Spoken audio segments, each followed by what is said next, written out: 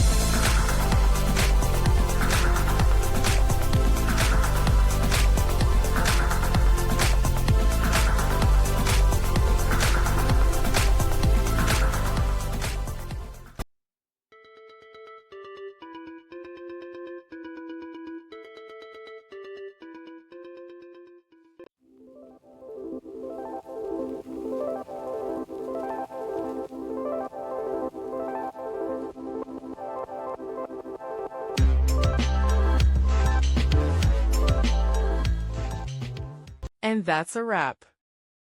I hope you found the answer you were looking for. If you did, take a second to hit that subscribe button. It really helps out. And let me know in the comments which solution worked best for you. See you next time in the debug zone.